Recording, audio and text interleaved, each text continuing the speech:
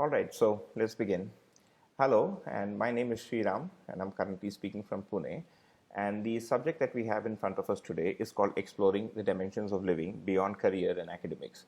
By itself, an interesting topic, given the COVID, problem that we have everywhere. And I'm sure many of you must be concerned about your studies and your future work and career, etc.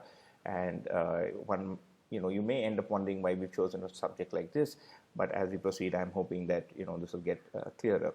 The intended audience for this subject is anybody who is a student, and typically between the ages of 18 and 30. That doesn't mean that anybody who's also older should not be watching this. I think all human beings, somewhere or the other, are students of life. And with this, let's just proceed. I'm going to be doing the presentation in 3 bits, about 35 to 40 minutes each.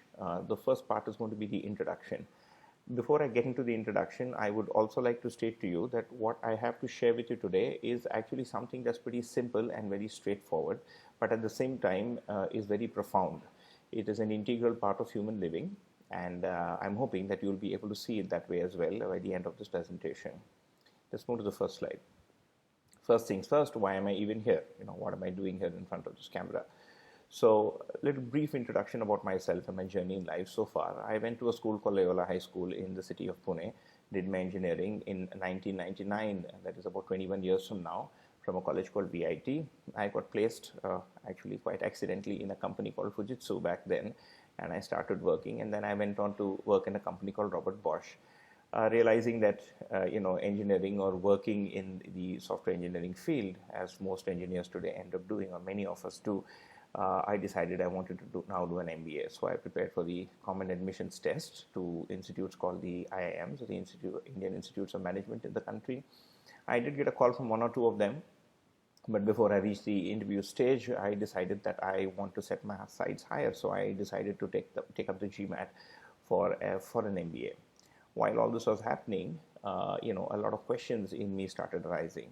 And one of the first questions was, I could really see that if I continue to work in the way that I did, I'm going to continue getting a good job and probably keep getting promoted, earn a lot of money, which is going to give me a good sense of material security, probably also yield some satisfaction, build up buy a house or build a house, maybe more than one house, and also have a dog. But what beyond that? So what I did was, in the turmoil of all these questions, this is the time when I'm like 26 and 27 or 25 years of age, and I think I'm like at the cusp of my career, and then suddenly I'm trying to wonder, what is it that I'm really doing on this planet, right? So what I did was, I took a break from my job. I actually quit my job that I was working in. I was in a company called Bosch at that time, and I traveled for about a year and a half across the entire country. I traveled to about 15 states in the entire country, trying to understand what people are living for, what the nature of poverty and things like that are. In the meanwhile, I also realized that my engineering education had not equipped me enough to be really able to understand life. So I decided to study a subject called Anthropology and Development, for which I ended up getting an admit from an institute called the London School of Economics, but I didn't even end up going there. I realized that the education itself may only provide me with some set of information, but not really yield me any real life experiences. Some of the important questions that were in front of me at that time were, what is more to life than studies and a career, be it in an NGO or, in the development sector or in a corporate. The second thing is, why are human beings even living? What really defines us as people? What is my role in society, given that there are so many problems around us that you see in the form of poverty and war and things like that? The other issue was also the rising economic problems. This was really troubling me, and I was wondering, what my responsibilities towards making our, natural environment safer was. And of course, a very large question that I ended up thinking about was, what are we even doing on this planet, right? What are human beings? What is the human race doing on this planet? The Earth spins around its axis, and it's also rotating around the sun. So what is our role in the larger scheme of things? So these are some of the questions that I was dealing with. And when I looked around, I found that most of my friends and colleagues were stuck in what you would want to call more or less the same rut. I'm not saying it's something wrong, but I could see that the promised satisfaction that was supposed to come to them, when you reach class 10, you're told that you can, the moment you, clear 10th standard, 10th grade with good marks, your life is going to be set. And then that story just continues when you reach class 12. And then when you reach, graduation, and then you have to settle into a job and make a career. and get some financial security, and then probably get married, and then look after the financial security of your wife and kids, and then of your ailing parents, and then one fine day you're going to find that there are people taking care of you as you end up growing old. So if you look at the entire spectrum in this, you find, or I found, that a lot of my friends had issues within their family, and that education itself had not equipped them to deal with these problems that they could see in family. The other thing that I could also see was they also had big problems in their workplace. So people had great jobs, they had a nice salary, cushy kind of perks, but if they didn't have a boss who was cooperative or that they could really look up to, it used to lead to a lot of problems. So I started realizing there's something really missing in this larger picture, and I decided to find out what really is happening, right? So you can also see, and I also found that people ended up taking to things like spirituality and religion later on in life. But there was no one thing that you could really do. It was all full of a difference of opinion. Somebody said something and somebody else really believed in something else. So it's really hard to say as a human being. So for example, when you study mechanical engineering, there's only one thing that you study, right? And mechanical engineering is the same no matter where you study it on this planet. But the moment you take to something like spirituality or religion or meaning of life kind of questions, you find that there are a lot of people trying to say a lot of things, but there's no one single universal thing that you can really study and pursue. In addition to that, one also sees that a lot of organized religion has challenges, explaining observed phenomena in the natural world. And traditionally, or historically, I should say, religion has really been at crosshairs with modern science and the way science really looks at reality and human beings. So in the middle of all this, when I was going through all these sets of questions and all this turmoil, I came across a new system of thought. It is called coexistential philosophy. So you can see it at the end here, right here. So we'll be talking a little about that. So I should clarify that whatever it is I'm going to share with you, I mean the understanding or whatever little bit of clarity that I have that I'm going to be sharing with you over the next hour or so, has essentially been derived from my understanding of this coexistential philosophy. We're not going to be talking about the philosophy itself, rather we're going to be seeing why it is necessary for us, you and me, and everybody else out there to be paying attention to or understanding something like this. So we're just going to be looking at the need to look beyond your academics and money and career, etc. All right, so let's move. So first things first, let's talk of the aspects of a human being, right? So all of us are human beings. I'm a human being, you are a human being. What are the dimensions to human living? All right, so because this is not a two-way conversation, I'm just going to go ahead and prompt the answer to you. The first dimension of living is what we call as the material dimension of living. What do we mean when what do I mean when I say the material dimensions of living? This is anything that is physical, chemical in nature. Let's take the first example, senses. Any sense that you feel from the body is to do with a material dimension of living, right? The good taste of coffee that you get, you can listen to good music, have a nice warm water bath, maybe feel, cold in the sun, by sitting in an air conditioning, etc. So anything that leads bodily sensations is to do with your material dimension of living. The other is also the things that you own. For example, I'm interacting with this laptop, right? Or I'm sitting on this chair. This is also something material in nature. So this is also to do with my material dimension of living. A lot of us also work with things that are material, which is a third point that you can see down there. And this work, if you see, essentially, let's say you are a mechanical engineer and you work on a shop floor. So you're working on, an assembly line for cars, for example. So the car, the assembly line, and all the tools that you're going to be using are also things that are material in nature. They're essentially derived from nature. So net, if you see the natural world that we live in, and that's the last point that you see down there, it essentially houses everything material that we as human beings really interact with. Okay, this entire set of things, this entire set or system is called the material dimension of living, and you will see that every human being experiences this. There is no human being that does not feel cold or works with nature or interacts with nature in some manner. The second dimension of living, as has come up on your screen already, is called the behavioral dimension of living. So if you look at the difference between these two, the material dimension of living is everything that you work with something material, physical, chemical. The behavioral dimension of living is when you live with people, right? So you're doing something with human beings. All of us are born in some family, we grew up in some family, and then we go on to get married and have families of our own, including the families that we were born in. We also tend to, now kind of live in a larger family. For example, when you live in college, there is a larger family set of people that you live with. You have your friends, you have your classmates, your colleagues, your teachers, etc. And of course, you also have people outside in society. These are people that you meet once in a while. And there are also other human beings that you see all across the planet, and things that happen or not happen to these people also impacts us.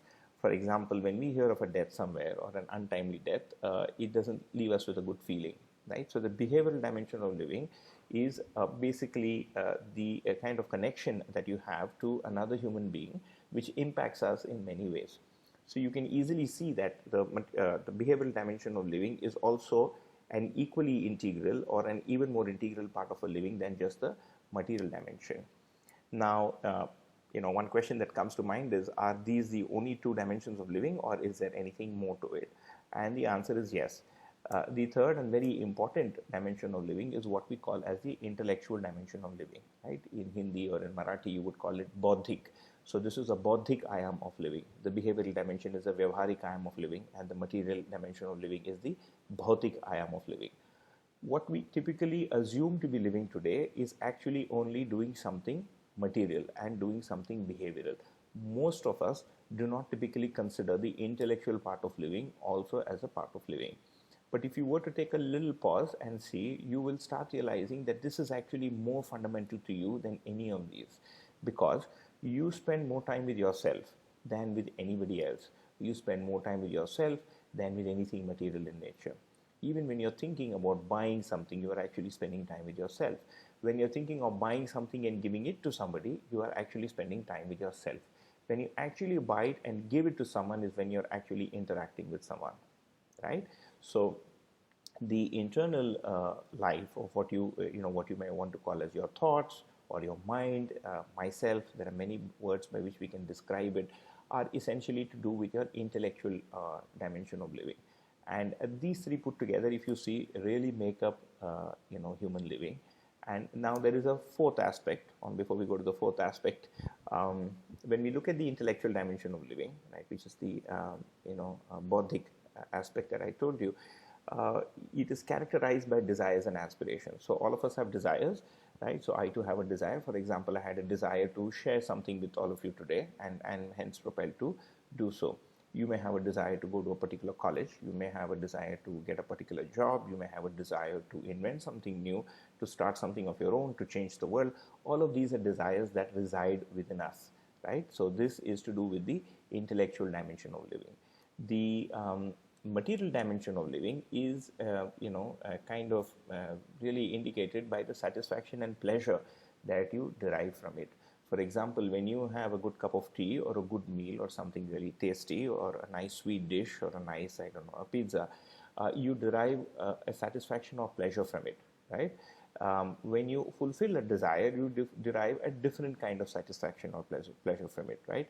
So the things that happen to us, within us, when we are able to fulfill our desires and aspirations and thoughts, etc., are actually characterized by three different sets of words, which I have shown here. The first one is called contentment. Contentment essentially means something that you feel within when you're able to achieve something that you desired for, right? When you are able to fulfill a desire that you have what is called as contentment. It's also called santosh. When you don't have conflicting thoughts about how you should be or how to interact with somebody, right, then it's called peace. For example, you are talking to me, but then you suddenly don't start liking something about me. Now that starts creating a conflicting situation within you, and you are, you've lost your peace of mind. So we typically say, I've lost my peace of mind. The third is when you're able to do things the way you thought you should be doing them, then it's called happiness.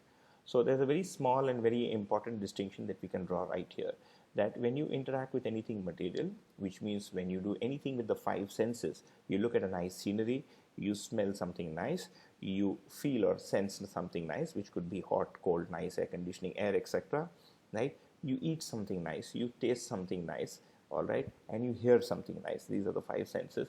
Any input that you get from the five senses is essentially material in nature, and it gives a kind of happiness which is actually satisfaction or pleasure.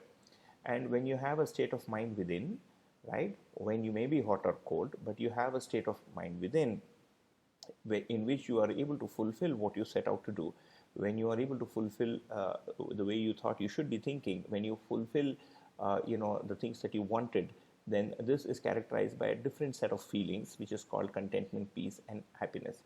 So these are two different sets of experiences that every human being, no matter what their religion is, no matter what part of the world they're from, no matter whether they're male or female, irrespective of their education status, right? You can see that in the schematic in front of you, this has got nothing to do with your education status or any of these things. Every human being that you know and I know about, and that we will know about or may have known, essentially has these three dimensions of living and undergoes these three experiences. Now there is a fourth dimension of living, and I have kind of put that in a faded font, and it's called the spiritual dimension of living. And the reason I put it in a faded font is to not scare off some of you, because many of us are allergic or maybe allergic to the word spiritual, because there's so much happening in the world today under the name spiritual, right? People are changing clothes, they're, opening big buildings and, accumulating a lot of people, etc. But as far as we are concerned, the spiritual dimension of living essentially means just getting the fundamental answers, or the answers to our fundamental questions about who we are and what we're doing on this planet, right? And who we are as human beings and who we are as individuals, and what things really are like. And this definition, I must tell you, is not something that I've cooked up. I actually looked up the website called the Stanford Encyclopedia of Philosophy, and that's what it says about the spirituality. Right? So spirituality essentially means, or being spiritual essentially means, trying to understand the fundamental nature of oneself and the fundamental nature of everything else around us. So as far as the aspects of human beings are concerned, we can see that there are four aspects of our living, of every human being. One is the material dimension of living that all of us are very, very familiar with. Even a small child is familiar with this one. Then you have the behavioral dimension of living, in which you are interacting and doing or transacting with people in some manner. There is exchange of some kind of feeling and some kind of input and output. There is the intellectual dimension of living. This is basically me living within myself. And there is also a spiritual dimension of living, which we may or may not be aware of at this point in time. Correct? But most of us, or many human beings, tend to have certain questions regarding themselves. So we're going to not focus too much on the fourth, or the spiritual dimension of living, which is why it's a little faded off. But what's important to understand from this is these four essentially make up the entire spectrum of a human being's life, irrespective of their education, etc. All right, and they are not separable. So you can't separate the material dimension of living from a human being. Every human being is going to have sensations. He is going to have something. He will do some work, and he is part of the natural world. Every human being interacts with some other human being, irrespective of whether they have a family or not. It could even be a fight. A fight is also an interaction with a human being. So every human being also has a behavioral dimension of living. Similarly, every human being compulsorily has an intellectual dimension of living. And as I said, as far as the spiritual dimension of living is concerned, some of us may be aware of, and many of us may not be aware of it. So let's proceed. Now, the question that comes to us, or comes to mind, is, out of these four dimensions of living, where is our focus, right? Where are you as an individual focusing? Where are your parents focus? Where are your friends focusing? Where are the movies focusing, right? Where are the newspapers focusing? Where are all the games focusing? So I think the answer is pretty straightforward. As far as education is concerned, if you look at it, we have subjects, one basic subject called science, which includes things like physics, chemistry, biology, maybe even zoology, etc. This is essentially, as far as education is concerned, is to do with a study of the natural world. Correct? So this is to do with the material dimension of living. When you take science or a finding from science and you change it into something useful for a human being, it's then called technology. So technology essentially is I would say the implementation of science to be able to fulfill some useful human need or some useful human purpose. Of course, you have a subject like geography, which is the basic, and maybe even geology, that studies the nature of the natural world. Then you have subjects that are to do with the humanities. You have subjects like history, civics, sociology, law. These are all to do with human behavior. right? So history basically tells you what the way human beings behave with each other in the past. Civics tells you how you should be behaving with people or conducting yourself in society today, right? Sociology kind of tries to talk about the mindset of people in society at a given point in time. And of course, law comes into action when two people have a problem behaving with each other. So you need law to come and kind of sort things out. When you get into a fight and you want to sort things out, that's when law comes into the picture. You then have subjects like psychology and the arts, which are to do with the intellectual dimension of living. I'm assuming most of you are engineers out there, so you probably didn't really study psychology. But for those of you who did, psychology essentially is studying the intellectual dimension of living and how it impacts the behavioral and the material dimension of living. And then, of course, you have a subject like philosophy, and maybe some of you took subjects in philosophy, which essentially deal with the fundamental nature of things, what the fundamental nature of a human being, etc. is. So this, in a very short and a very simple schematic, you can see the different subjects that we really have already studied as you went through school and college, and maybe knowingly or unknowingly. And so the next question that comes to our mind is, where are we focusing today? Which was the question that I put up on the slide. According to me, our entire focus today is basically only on the material dimension of living. Why do I say that?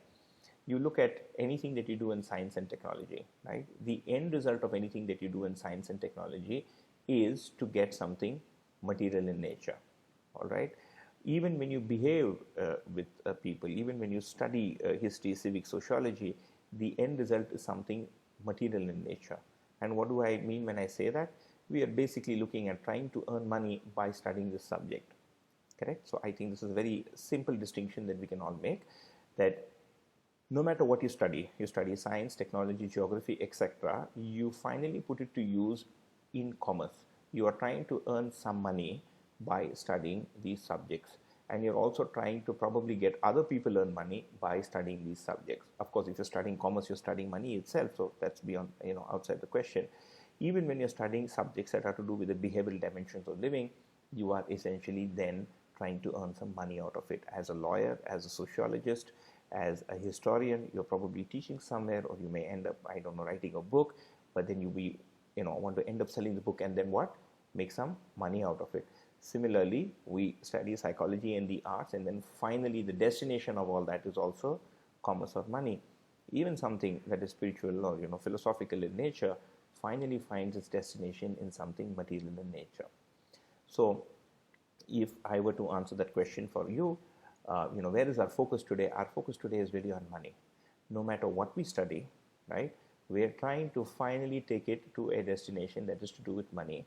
And the things that money can do is basically get this. It can get you something material in nature, and you can have a good sensation, a lot of comfort from it, and things like that, right? So this is, if you really look at it, these are the things that we're really focused on. If you look at, so that maybe the previous slide kind of gave you a negative connotation, so I just want to put together a little slide that very quickly summarizes what's really gone well for us human beings today so far in our history.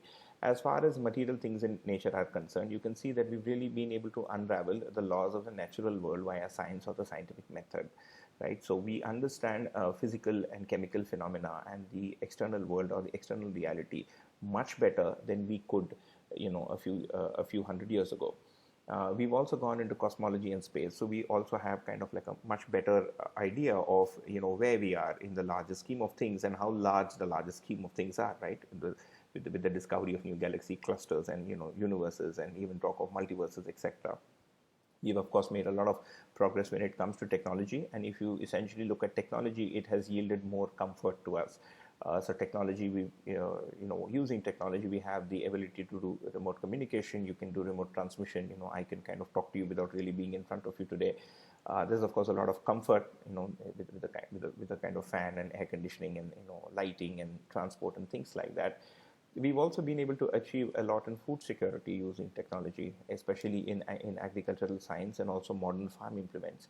And of course, we have a lot of advances in medical care, which incidentally we seem to have been quite unawares today, right? With the SARS-CoV-2, or what's called as the COVID-19 virus, right? So it's been nature has been able to create a bug that human beings are finding, taking time to solve.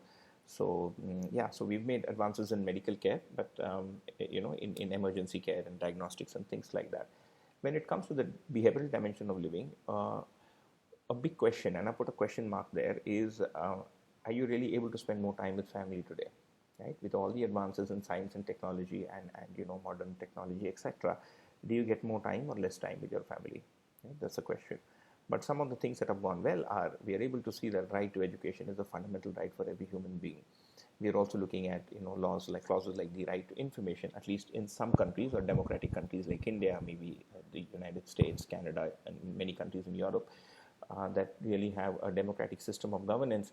There are a lot of rights that are guaranteed to people that were not guaranteed maybe 100, 200, or even maybe in some cases even 75 years ago.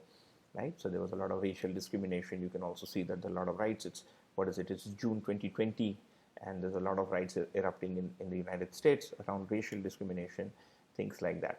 But we've come up with the notion of a United Nations. So there's another good thing that has happened. At least, the world leaders have got together and said we have to figure out how to be united. We probably can't say that we're already united today. Obviously, there's a lot of bickering that happens within the United Nations, but at least there is a notion of United Nations, which wasn't existing before. So on the whole, if you see, people have been advocating the need for equality when it comes to human relationships. When it comes to the intellectual dimension of living, if I were to look at what's really gone well, there are really too many points to talk about there. We've got a lot of new theories around how the mind functions, but I don't think there is anything that's really good out there that you can really put to use. We've done a lot of work on learning stages and the methods of teaching, etc., to students. I don't know how much of that was really implemented in the college that you or school that you went to, but a lot of people have done a lot of good work there. And we also kind of today understand memory in a much better way than we did before because of our study in the brain, and of course in subjects like cognitive sciences and neurosciences, etc. So that's another parcel where we've made some headway in the last 500 to 1,000 years. When it comes to the spiritual dimension of living, the poor spiritual dimension is still faded. Have we really made any progress in that dimension? Do we really understand who we are and what we're doing on this planet? Do you really understand yourself as a human being and what you should be or you're supposed to be doing with your living, and what your purpose of living is? I don't know. So that's really a question. But although there have been good things that have gone so well, and I spoke of the positive parts first, there are issues, right? We still have a lot of problems. And let's look at some of the problems in the same 4 dimensions of living, right? In the material dimension of living, you can see the first problem is the same sensation that gives you a lot of happiness or satisfaction also causes a lot of dissatisfaction. For example, you wanted to eat a pizza, and when the pizza is made nicely and it's hot, or let's say you wanted to eat a vada pav, and it was hot and tasty and the way you think it should have been, it gives you a sense of satisfaction. But when it's gone cold or it has too much salt and it wasn't available when you wanted to have it, it gives you a sense of dissatisfaction. So the changing nature of taste and sensation leads to what you would call as unfulfillment, which is the first point that I've put down there. The second is when it comes to things, so you may feel happy, like I have a nice Apple computer in front of me right now, but then there's also the fear that I'll lose it, right? There's also the fear that it'll fall off and break, or that somebody would steal it. So while you get some satisfaction by having things, it is also accompanied by the fear of losing it. As you earn money, you're also afraid that you may lose it at some point in time. There is also the fear of losing health along with wealth, which is a big fear that we're living with today, right? Everybody's wearing a mask when they're getting out. There is also the feeling of having less, and that's really called deprivation. So that's like a big problem that, an issue that still persists. What that essentially means is no matter how much money you have, or it doesn't matter, maybe it does. So let me rephrase that, right? Even though you have money, you could still have the feeling that you don't have enough, right? Because your benchmark of comparison is always changing. So, let's say you are earning 10, you're looking at somebody who's earning 12. You're earning 12, and then you're looking at somebody who's earning 15. You're earning 15, and then even though you're not looking at anybody who's earning more than you, you may still feel that I'd rather have 20 because who knows what's going to happen tomorrow. So there is this fear of the unknown. You don't know what's going to happen later on in life. So you want to make sure that you feel secure, right? And then, of course, there's this big problem about, around nature and the pollution that you can see in nature. I think I don't need to elaborate on that. Even as young students, I think you probably had these subjects back in school, but you just need to walk out in any Indian city today and you can feel and smell the pollution and see it, and you can see the resource depletion and the disappearing trees, right? So you can see this all across the world. Climate change is a reality. There's no point trying to deny it anymore, saying it's a cycle, and it's also very clear that it's also man-made. Right? So these are the sets of problems that we see in the material dimensions of living. I would, you should recollect that we first spoke of the positive side. I mean, the things that we've really gained in the material dimensions of living. These are the problems that we've landed in. The second is the behavioral dimension of living. Some of the issues that continue to persist here are pretty deep. So one is even within family, right? So amongst the people that you grow up with and the people that raised you, and amongst friends, there can be a sense of competition. A brother can compete against his own brother or sister, right? There can be jealousy even amongst siblings. There can be jealousy between husband and wife at times, right? There is all the peer pressure that you have to deal with when it comes to behavior. So you have the pressure to be able to own a nice phone, I don't know, maybe have a good picture on Facebook nowadays. I think that's kind of like the in thing. Wear a particular brand of shoes, make sure that your clothes are branded, make sure that you have the latest haircut in town. So a lot of peer pressure that all of you face, all of us face, from the people that are around us. So that's like a big problem that continues to persist.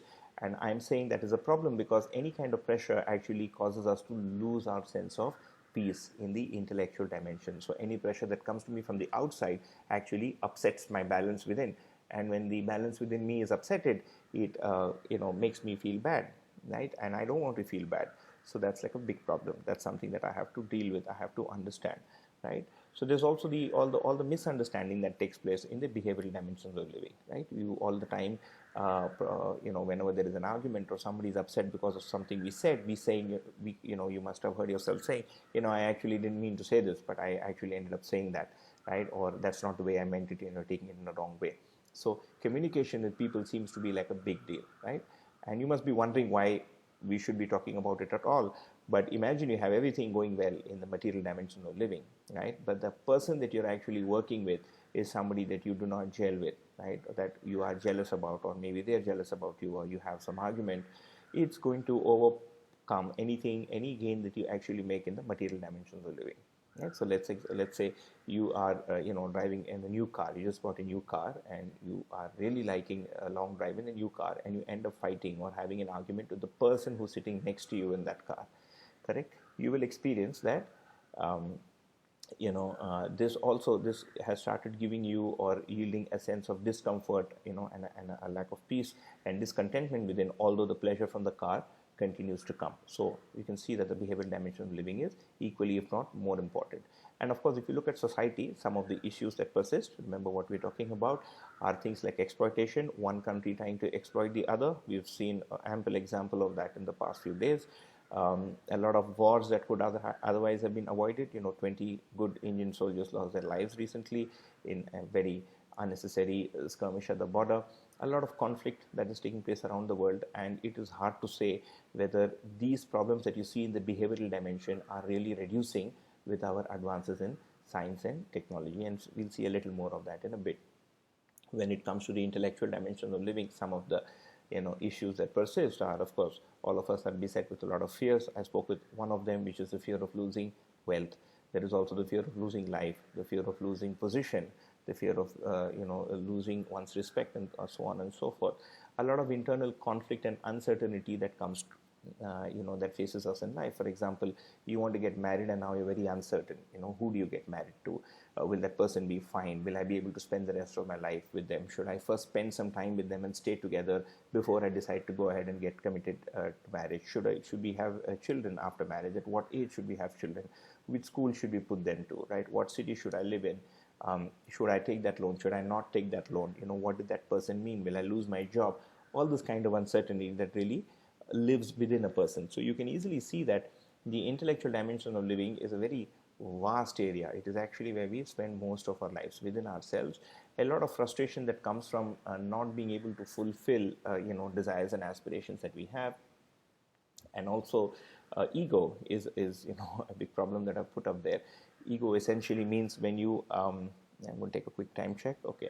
So ego essentially means is when you have ended up over evaluating yourself, right? So then people don't like you, people don't like us when we think no end of ourselves and when we don't listen to them, right? So in any behavior, if you see, we want that somebody listens to what we have to say, correct? And if the person doesn't listen to what we have to say, then it takes us off. It creates a problem, it creates a conflict, a gharshan, right? A rubbing in that particular relationship. Some of us also go through the feeling of depression, right? So the feeling of depression can come when you feel that you're not good enough, you're not as good as the people around you. And there can be many various reasons for depression, right? One of the reasons for depression is you don't get as much marks as the people around you. Maybe you can't run as fast as your neighbor, right? You can't eat as much as them. You don't have a big enough house. You don't get an award like they did and things like that. You can't earn enough money, or you're not earning enough money, as much money as they are, and things like that. So depression is also a big problem that a lot of people end up with. And of course, there are all the unsolved queries and curiosities that we have around who we are, around what exists, how is it, and what is the self. This is basically the definition of the spiritual thing that I told you that I got from the Stanford website. So, we have all these unsolved queries and curiosities regarding ourselves. So, if you look at this single slide with all the problems thrown in, it doesn't seem much, but it's actually also quite a lot. So, you can easily see that even if you make a lot of progress in the material dimension, so you can do a lot of science and technology, you can earn a lot of money, buy as many cars as you want, buy a fat sofa, sit on it, eat as much as you want. You can't eat continue to eat that way because you'll have the fear of losing health after some time. It is beset with problems, right? The first problem that you end up with is you have the fear of losing wealth and health. The second now problem that you're facing with is fear of losing the balance on this planet, right? What if the rains don't come this year? You won't have enough to eat. With the rising levels of pollution, you're afraid that we're going to die prematurely. And there are a lot of statistics out there that you can actually read upon that people have put together. So no matter what progress we've made in the material dimension of living, and there have been some advantages to that I spoke of in the previous slide, you can see that it has also created its set of problems. But irrespective of the kind of progress that we've made in the material dimensions of living, which means you can get good marks, do very well in your career, earn a lot of money, and earn a big house, maybe build a big house, build many houses, it's not going to solve the problems in your behavioral dimension of living, correct?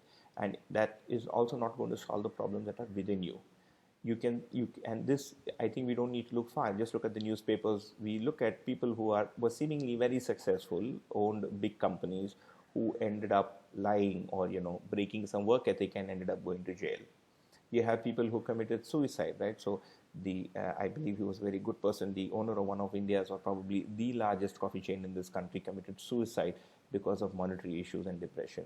Just day before yesterday, an actor in Bombay hung himself. Very young person, I believe, also very talented man who did well in physics, etc.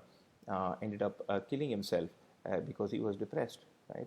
So if you look at items 2, 3, and 4, no matter what progress we make in the material dimension of living, we find that there is little to no progress in these 3 dimensions of living, points 2, 3, and 4.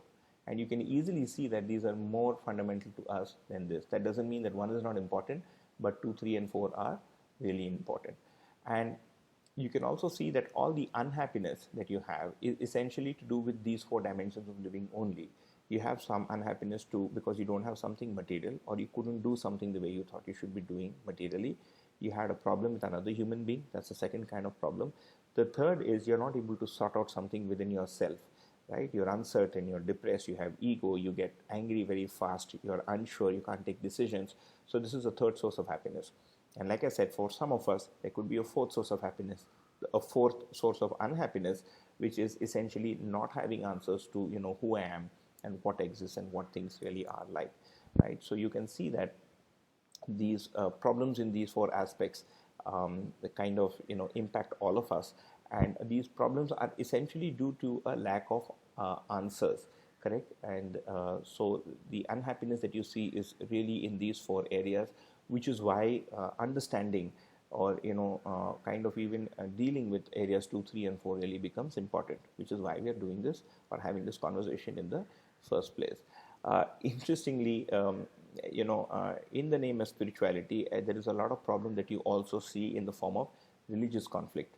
Correct. So I needn't elaborate on that. You can see it in the West Bank, you can see it in Africa, you can see it in Europe, in India, in Asia, in maybe also in America. A lot of religious conflict that is happening in the name of spirituality or in the name of what exists, and how is it and what the nature of the self, etc. are.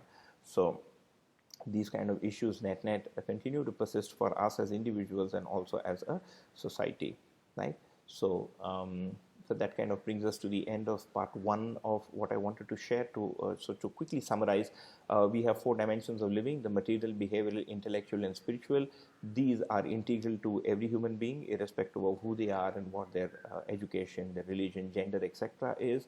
Our state of happiness and unhappiness is to do with 3 or maybe even 4 of these dimensions of living. You can't separate any one of them. You can't say, I will not behave from tomorrow.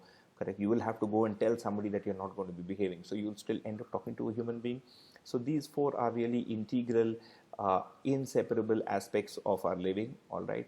And while we've had a lot of good progress in the material dimension of living, when it comes to the behavioral, the intellectual, as well as the spiritual dimension of living, our education and our society and science and technology has not been able to make much headway in areas 2, 3, and 4. And we can see very easily by scrutinizing yourself a little bit over the period of a day or maybe a few days. When you start observing yourself from this point of view, you will see that items 2 and 3 or domain 3 is actually very, very important. In fact, it is based on how you think that you actually behave with people. It is based on how you think or how you assume that you actually do something material with nature. For example, if you look at a tree as a source of income, you're going to cut it. If you look at a tree as something that you want to protect because it's good for the environment, you're going to try and save trees. So how you think is how you are going to live. So if you're going to go ahead and live your life, which you are and which you're probably also already living, understanding these 4 becomes really important. Correct. So which brings us to the need for understanding, which is our next session. So with that, I will stop this session and we'll continue.